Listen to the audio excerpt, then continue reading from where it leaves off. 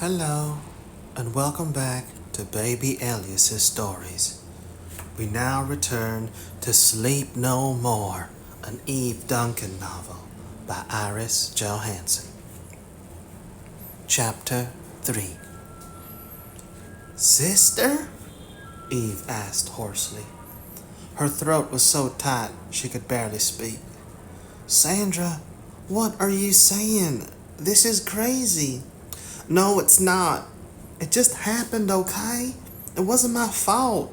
I was only 14, and I just wanted to have a good time. There's nothing wrong with that. She pushed Eve away and sat up straighter on the couch. Stop looking at me like that. You should understand. Your Bonnie was illegitimate. These things happen. Eve was trying to feel her way through this maze. And how did this happen? She sat back on her heels, trying to think. You always told me that I was born when you were 15. I have a sister? Oh, you weren't a twin or anything like that, thank God. I was sick all through the pregnancy, carrying just one baby. She paused. Beth was born when I was 14. I fibbled a little about when I had you. It was a couple of years later. Her head was spinning. Why would you lie? It was easier. No one could know about Beth. Why not? I was scared. I'd signed papers. They told me they'd put me in jail. You were a minor. Nothing you signed would be legal. I didn't know. I wasn't very smart about stuff like that. My mother told me that I had to do whatever they said. Eve drew a deep breath. Who is they? Rick's family? Her eyes filled with tears. They were so ugly to me, Eve. Rick! Who is Rick? She stiffened as it hit home to her. Richard Avery? He's Beth's father? Yes, Rick. She took the washcloth from Eve and dabbed her eyes. Though they tried to call me a liar, they said I was trying to trap him. Why would I lie about a thing like that? Eve could see why the Averys would want to deny any involvement between Sandra and their son, Richard. Good God, Nelda and George Avery's son, their pride and joy. Their hope for a shot at the White House. But she had to get this straight. She was having trouble comprehending it. But the mere reluctance Sandra had displayed about telling her about Beth Avery was leading her to tentatively believe it. But she had to make sure this outrageous story was true. How did it happen, Sandra? How did you even meet him? You certainly didn't travel in the same circles. I was pretty, she said simply. Maybe even prettier than I am now. Guys like pretty girls around. It makes them look good to other guys to be able to provide girls at their parties. You were only 14 yourself, almost a baby. That didn't matter. I just didn't tell anyone. And I always had a good time. I looked older. She shrugged. And some guys like young girls. Rick did. I wasn't usually invited to many of the fraternity parties at Georgia Tech, but that night Cal Drake called me and asked me to come to one and meet his friend Rick. Rick was going to Harvard Law and had come down to Atlanta to visit Cal. She paused. Cal said I didn't have to pretend to be older. Rick liked girls my age or younger. Shit. How old was he? 20 or so? She frowned. I think. I didn't care. He was good looking, and he liked me. I bet he did, Eve said grimly. How soon did you go to bed with him? That night. He was fun. He made me feel special. We went to bed lots of times that weekend. She shook her head. Why are you looking at me like that? It wasn't as if I was a virgin. I told you I was pretty. All the guys wanted to screw me from the time I was in middle school. I liked Rick, so why not? You were 14. He liked me, she said defiantly. He didn't try to rape me. We smoked some pot, then we went to bed and had a damn good time. And he didn't protect you and got you pregnant? Not that night. He came back a couple of times in the next few months, and I think it was one of those nights. Didn't anyone tell you how to protect yourself? Sure, but he didn't like to use anything. He said it wasn't fun for him. And the young girl's life changed forever because of that self-indulgence. Smother the anger. What did he say when you told him you were pregnant? I didn't tell him right away. I didn't tell anyone. She moistened her lips. I didn't want to believe it. I wanted it to go away. Eve remembered the day she had found out that she was pregnant with Bonnie. The disbelief, the panic, and Sandra had helped her through that nightmare period. She reached out and covered Sandra's hand with her own. Who did you tell? My mother, but not for more than 4 months. I was beginning to show, and I couldn't hide it any longer. She was angry. She said that she wasn't going to take care of a kid, that I had to get rid of it. Charming. Eve had never known Sandra's mother. Her grandmother had never been in her life, and Sandra had just said vaguely that her mother had gone away and lived in another state. But you obviously didn't do it. I was going to do it. I didn't mean to cause trouble. But then my mother started asking me questions about the baby and who the father was and stuff like that. She said that we should get something for my whoring. Her lips tightened. I wasn't a whore. I never asked Rick for anything. All I wanted was a good time. But your mother decided that Avery should pay when she found out that Rick Avery was the father. She nodded. It was nasty. His parents said I was a tramp and a liar, and they wouldn't pay anything. They sent detectives around asking questions about me, but my mother wouldn't stop and said she'd have Rick arrested for rape. She should have done it, but then they wouldn't have given us any money. And I kept telling you, it wasn't Rick's fault. He was good to me. I didn't want to call in the police. She paused. He finally told his parents the baby was his, and they had to pay for an abortion. Finally? He was scared of his parents. It was hard for him to confess to do anything. It was hard for him to confess to do something they wouldn't like. But he did it, she shrugged.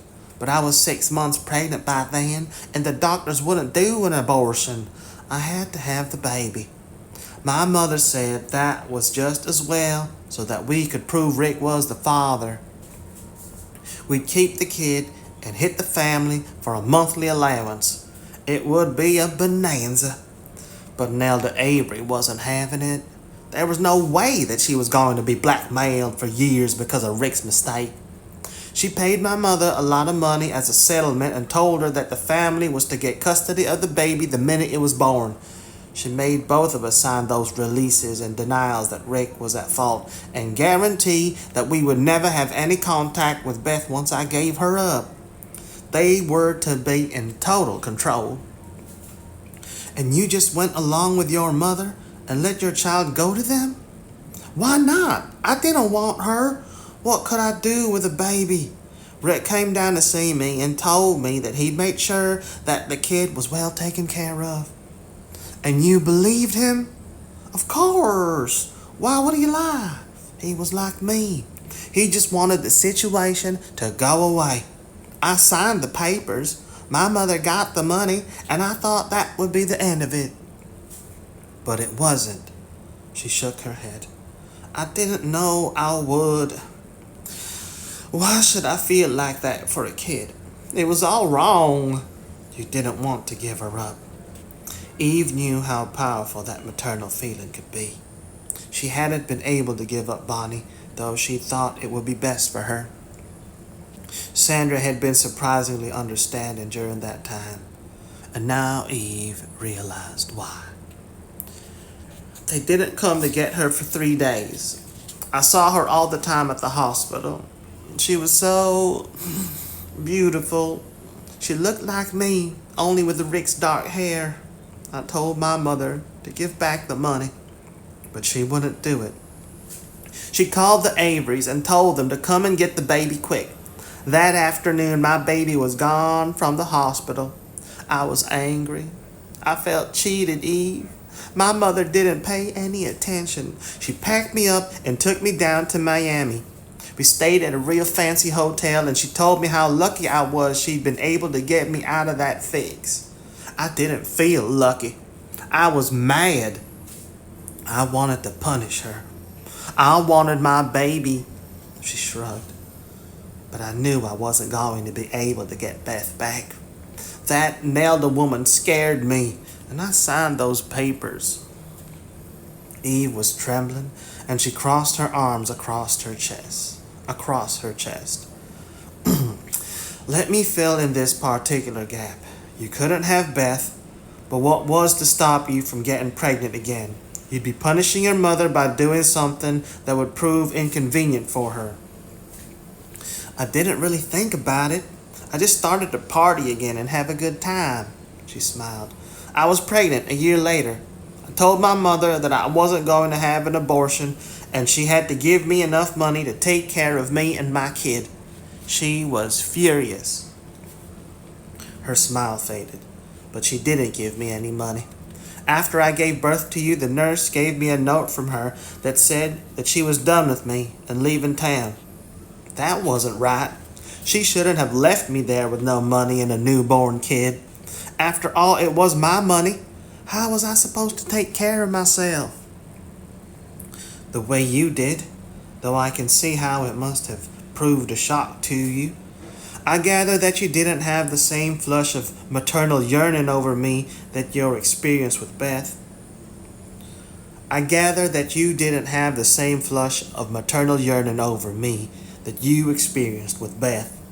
How could I? I was too worried, she added quickly. And it wasn't that you weren't a pretty baby, but I didn't know I'd feel something different. Not that I didn't like you. I just didn't know what to do with you. I was alone, and I didn't have any money. She shouldn't have done that to me. And you shouldn't have done that to me. She had to control her anger. No child should be brought into the world because of anger.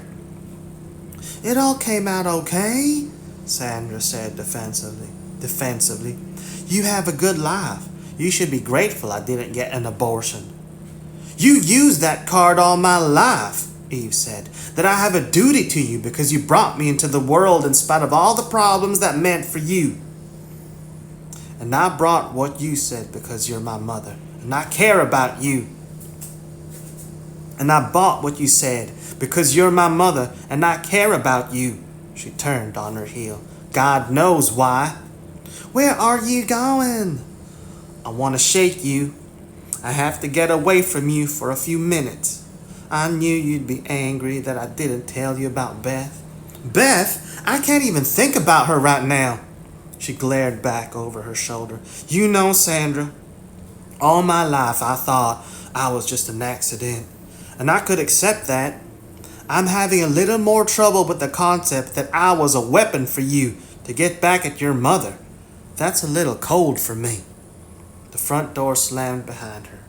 She drew in a deep breath of cool air. Why had she gotten so angry? She was a mature woman, and she knew Sandra. They had never had a relationship on which to build. It was all past history. But the history had changed a little. As a child, there had always been the hurt, the fear that her mother didn't love her, and she had been thrown back to that time with those few words Sandra had uttered. She hadn't realized she'd had 2 strikes against her even before she was born. She was a substitute for the daughter her mother had wanted, the daughter she couldn't have. And it hurt, damn it. Screw maturity and understanding. It hurt. Eve! Sandra was standing in the doorway with a cup in her hands, her gaze fixed apprehensively on Eve. Don't be mad at me. She came toward her. I brought you a cup of coffee. Like a little girl trying to bribe her way into forgiveness for a transgression. Sandra was a little girl in many ways, Eve thought warily. Mentally and emotionally, she had stayed a child even though she had been allowed to grow up too soon. The dichotomy, Eve thought. That dichotomy, Eve found, was one of the toughest things she had to deal with in her mother. Sandra probably didn't even understand why Eve was upset. She couldn't see beyond the boundaries of her personal sphere. What the hell? Accept the bribe. She took the cup of coffee. Thank you. Sandra looked relieved. And I forgive you for stomping out of here even though it was rude. Don't push it, Sandra. After all, this isn't about you. She took a sip of the coffee. Isn't it? For a minute it felt like it was. You've always discouraged me from asking anything about the time when you had me, and I went along with you. Her lips twisted. I didn't want to be insensitive, but considering what you've told me, I'd like to ask a question or two. We know Beth's father was Richard Avery. Who was my father, Sandra? She was silent. You don't know? I'm not exactly sure. I think he might have been the artist I met at a beach party at Fort Lauderdale. His name? Gary something? She trailed off. I don't remember. He was an artist and going to Haiti the next day. What did it matter? It matters to me, but it obviously didn't matter to Sandra. So you were left alone with no money and a baby you found you didn't really want after all. Why didn't you just put me up for adoption? I thought about it. But like you said, I didn't have any money and the people at the hospital said I could apply for more welfare if I had a kid. Oh yes, by all means you had to be practical. That was in Miami. How did you end up back here in Atlanta? I thought maybe my mother would come back here. I needed my money. She shouldn't have taken it. But she wasn't in Atlanta, and none of the people who knew had seen her. I never saw her or my father again. She meant it when she said that she was through with me. I had to get by on my own. It wasn't easy, she added defiantly. I know I wasn't what most people would call a good mother, but I did what I could. Don't you blame me, Eve. I'm not blaming you, she said warily. It was too late to condemn Sandra or hold her accountable. Too many years had passed, too much water under the bridge of life. This new knowledge might hurt, but she couldn't change human nature. Sandra was what she was, and those traits and frailties had been formed by the life she had led. I'm just trying to understand. You've thrown me a curve, Sandra. I don't know why. This isn't really about you. It's about Beth. And Sandra couldn't see the domino effect learning about Beth Avery had caused in Eve's life. I guess that's for you. That's all it's about. I guess that for you, that's all it's about. She took a sip of coffee and tried to gather her thoughts. Okay, let's talk about Beth. You said she was a mental patient in Santa Barbara. How do you know? You told me that you'd signed papers giving her up, that they had total control of her. And I did the right thing, she said quickly. When she had the accident, I would never have been able to give her the kind of care the Averys did. Accident? She had a skiing accident when she was 17 and had a severe concussion that caused brain damage. That's why they had to put her in that mental hospital to try to get her better. 17? Eve was having trouble not only accepting her relationship to Beth Avery, but bringing into focus their separate pasts. That would have been about the time I gave birth to Bonnie, wouldn't it? Sandra nodded. But I didn't know much about her then. It was after Bonnie was killed that I decided I had to find out if my Beth was doing well. She added in a whisper, I missed Bonnie so much, Eve. I did love her. After I gave up Beth, I thought I'd never feel like that again. But Bonnie was special. Yes, she was wonderful. She looked out at the lake, remembering just how special and wonderful her daughter had been. And when we lost Bonnie, you felt you had to reach out to Beth? Sandra nodded. Not really reach out. It was too late. She was already in that hospital. But it made me feel kind of nice to find out things about her, like she was really mine. I hired a detective to tell me all he could about her. And what did he find out? I can't imagine the Avery family accepting her. She shook her head. They placed her with a couple, Laura and Robert Avery, who were distant cousins of Rick's father and lived in a small town in Virginia. They were the poor relations of the family and were very grateful to be paid so well to take care of Beth. Nelda didn't want anyone to connect Rick to her, so Laura Avery told everyone that Beth was the daughter of Nelda's uncle who lived in Switzerland. That way they had an excuse to send her to different schools in Geneva and Rome. They didn't want her in this country and have to answer questions about her. It was much easier to keep her in Europe as much as possible. Why not all the time? Why that house in Virginia? Well, after she was 5, she was always at boarding school, but Rick wanted to go see her sometimes when she was little. He liked her. What? Why are you surprised? I told you he was a good guy. Why wouldn't he take care about my daughter? Why wouldn't he care about my daughter? Eve wasn't going to argue how that quote-unquote good guy had carelessly impregnated a girl who was little more than a child. How do you know that was the reason? He told me so. After I found out about the accident, I went to see him, and he told me all about her. I thought he'd be mad because I wasn't supposed to get in touch with any of them after I signed those papers. She smiled. But he was real nice, just like I remembered him. He told me I was just as young and pretty as the day he met me. And what did he tell you about Beth? What I told you. He said that his mother wanted to keep her totally out of sight, but he'd fought her.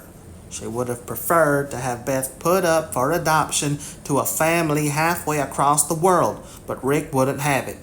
She shrugged. So the relatives in Virginia were a compromise. He visited her whenever he could until they sent her to Switzerland.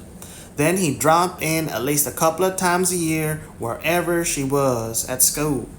Naturally, since he was in politics, he had to keep the visits low profile, but he'd bring her presents, and he got to know her real well, she added. He said she was so smart, good grades all the time, and she won trophies for skiing and swimming. She loved to ski. Her smile faded. But she had that accident when she was skiing. Rick said she'd never been the same. The family sent her to that hospital in California to some fancy psychiatrist, but she's never gotten any better. He said that if she ever did recover, he'd let me know and take me to see her. That was years and years ago.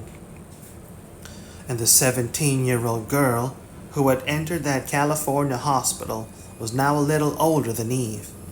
All the laughter and tears and experiences of those years had been smothered within the walls of an institution. She shuddered at the hideous picture that thought brought to mind. How did you find out that Beth had wandered away from the hospital? The detective I hired told me. The detective who gave you the initial report on Beth? He's been working for you all these years? Of course not. Don't be silly. I couldn't afford to do that. But Hermie said he'd make a couple of contacts. but Hermie said he'd make a couple of contacts at the hospital and occasionally let me know how she was doing. She moistened her lips. There wasn't much to tell me. She must be real bad.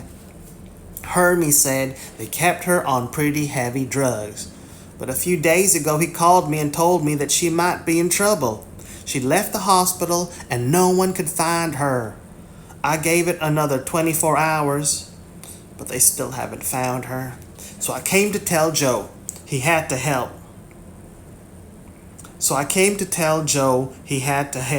He's smart and he'll be able to locate her. She let out a relieved breath. There, I've told you everything. I hope you're satisfied. Now call Joe and tell him that he has to help me. I don't have to call him. We'll talk when he gets home. Who is this Hermie? The detective? She nodded. Hermie Dalker. He likes me. He said he understood how I had to give up Beth and that I was a wonderful woman to be so concerned about her, even though she's sick in the head. Eve flinched. Give me his telephone number and the name of Beth Avery School and anything else you can remember. Joe will need it. Hermie's number is in my purse. The school is some Catholic academy, St. Cecilia or something like that. Yes, that was it, St. Cecilia. I'll scrawl it down when we go back inside, Sandra added eagerly. You'll tell Joe to help her? I don't tell Joe anything. I ask him. You should know that by now, Sandra. Is there anything else I should know about this? That's all, she hesitated. I don't really know much at all about Beth, do I? Just what Rick told me, and the detective. I should probably not worry about her.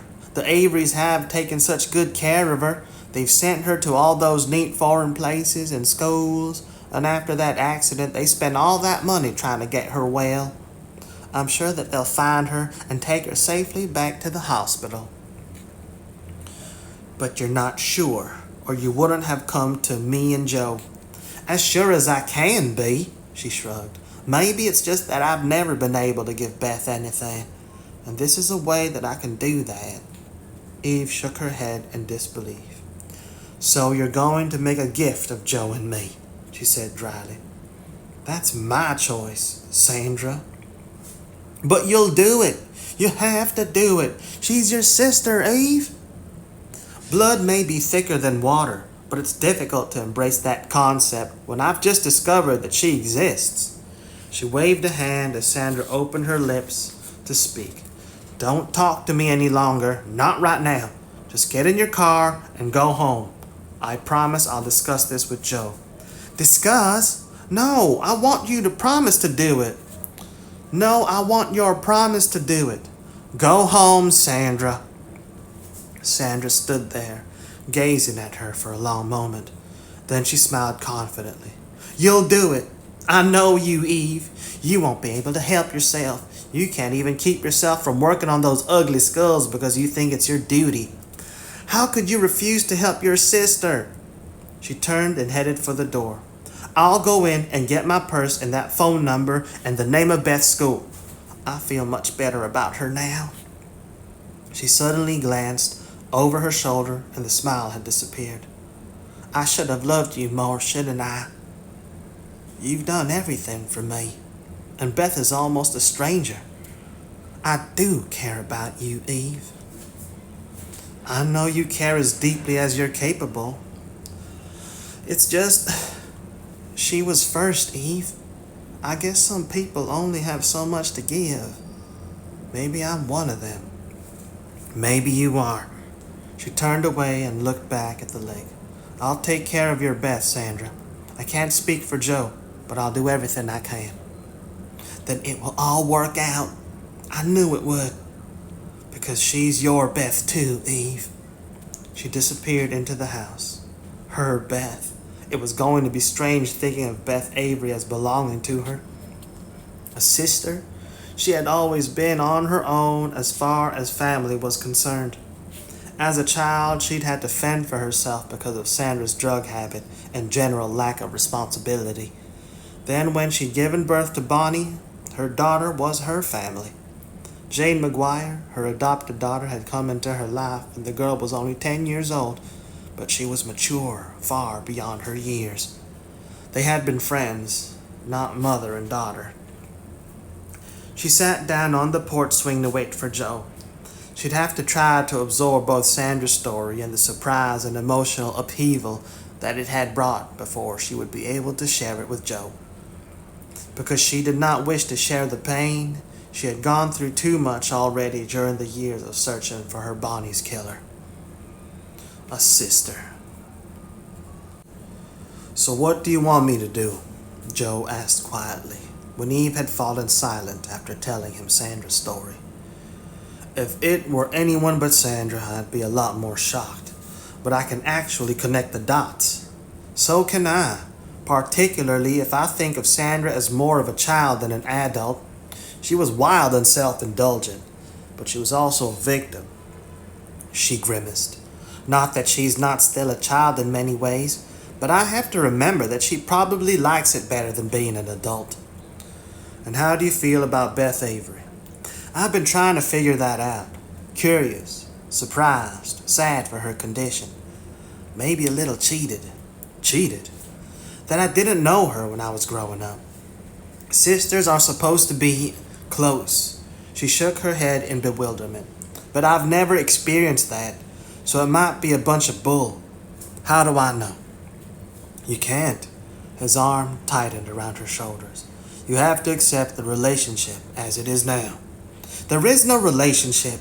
And if there was any hope of one, it probably was destroyed when she had that accident." She nibbled at her lower lip. "I don't know anyone with mental trouble, and I don't have a clue what kind of problems she has to deal with. Was it a physical brain injury? Or was it a mental illness caused by an injury? Or did she have the mental illness before and it caused an accident? Does she have a chance of being cured? I can't turn my back and walk away. I have to find out, Joe. I have to find her." "Then I have my answer, don't I?"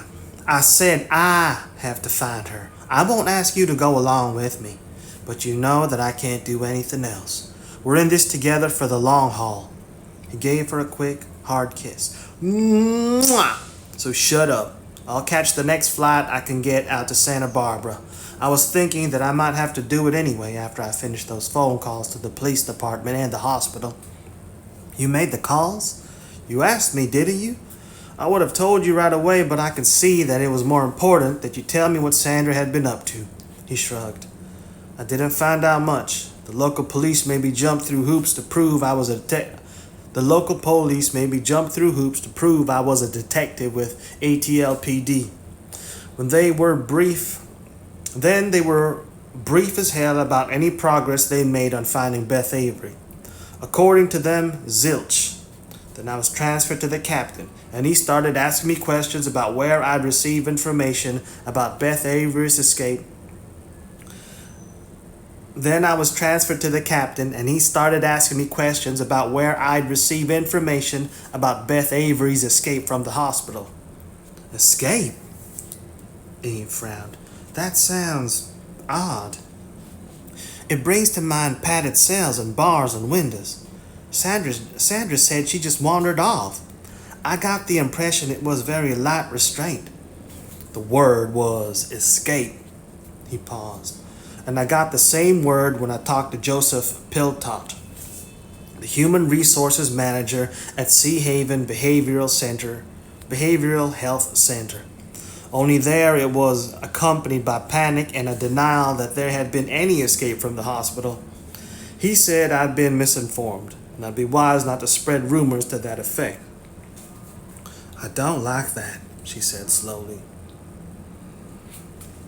"Neither did I. Of course, it could be that the Averys are trying to keep media coverage of a deranged relative to a minimum. If Richard Avery is going to run for president, a family mental health issue could be awkward. There's still a stigma out there that's hard to overcome." Her lips tightened. "And if the media started digging, they might unearth the fact that Avery is a pedophile who impregnated a 14-year-old girl." Joe nodded. That would be even more awkward. He kissed her again and got to his feet. Mwah. But something that you told me is making me uneasy. I believe I'll do some digging myself. What? It may be nothing. It's just that all the years Beth Avery was growing up, the Avery family went to a hell of a lot of trouble keeping her out of view and away from anyone who might ask questions. She's even spent most of her life in Europe.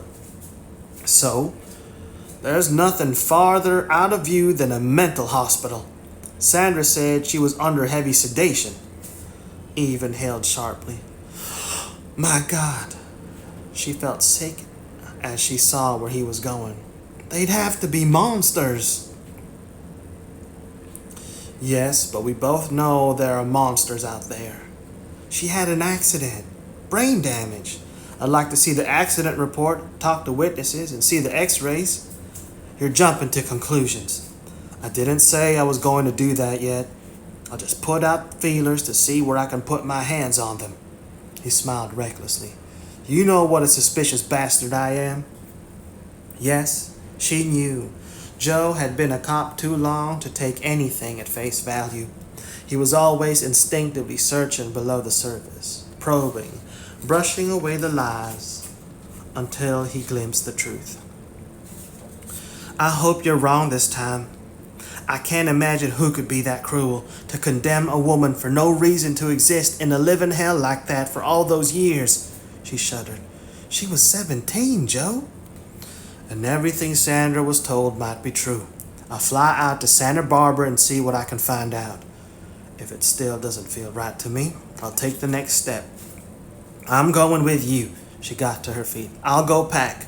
He shook his head. I'm going to have to bulldoze my way on this one. It's clear no one without police ID and title is going to be allowed at the hospital or the police headquarters. You just have to stay in a hotel room and wait. He brushed her nose with his lips. Stay here. Work on Janelle, and I'll let you know what's happening if there's any reason for you to come out. It may end up with me asking you to man the phones and the computer to track down the details of how Beth Avery was injured. He wrinkled his nose. And stop looking at me like that. I'm not trying to protect you. I'm telling you the truth. She's not your problem. I've no intention of staying here while you do my job. She's my sister, Joe. Lord, it felt strange saying that. I promised Sandra I'd take care of it. There has to be something I can do out there. There may be something if I don't get what I want. I have an idea that might pan out.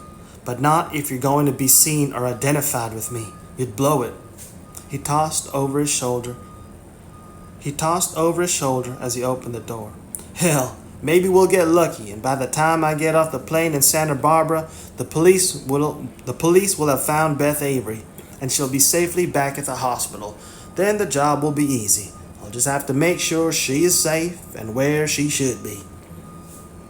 Why are you being so insistent about this?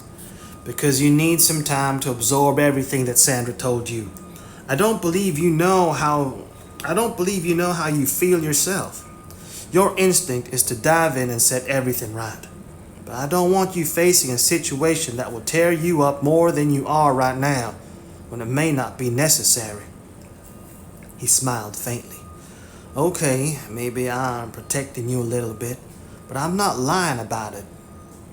But I'm not lying about it being better if you come in later than rather sooner. I'm not torn up. Naturally, I'm surprised and... She stopped as she saw the way he was looking at her. Joe knew her far too well, she thought ruefully. He had obviously seen right through her attempt to appear undisturbed. Why defend herself from him when he would be on her side no matter how she was feeling?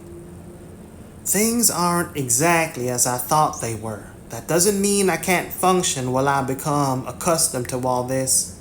I know that. As I said, I may need you as backup. Give me a little time. He went into the house. She stood up from the swing as the door closed behind him. Joe, as usual, had taken charge and was formulating possible scenarios, making plans and going full steam ahead. Should she argue and take over the agenda? If it had been a mere issue of his trying to protect her, there would have been no question. But she could see no danger hovering, and he'd said he had a plan that might demand she not be connected to him. Joe was smart, and they had worked together for many years. She was not going to be stubborn if it meant destroying that plan. She could give him the time he said he needed. She could be patient. Barely. She went to the cottage and moved across the room to the reconstruction on her work table. She wasn't going to be able to sleep, so she might as well work. Her mind was full of the thought of Beth Avery, a woman of her blood, near her own age, and yet Eve had no idea what she looked like or what kind of experiences had made her what she was. So much had happened since she had stopped working on the skull when Sandra had arrived. Better to block it out than let loose thoughts consume her. Janelle would help her do that, and in turn, she would help this broken child. Hi, Janelle. It looks like we're going to be able to work a little longer before we get interrupted, she murmured as she reached for a marker. Sandra called you ugly. It's all those markers sticking out all over. She doesn't understand that you're not ugly at all. All children are beautiful. When we go into the final smoothing phase, you'll be beautiful again. She carefully placed the tissue depth marker above one eye cavity. And then we'll find a way to bring you home.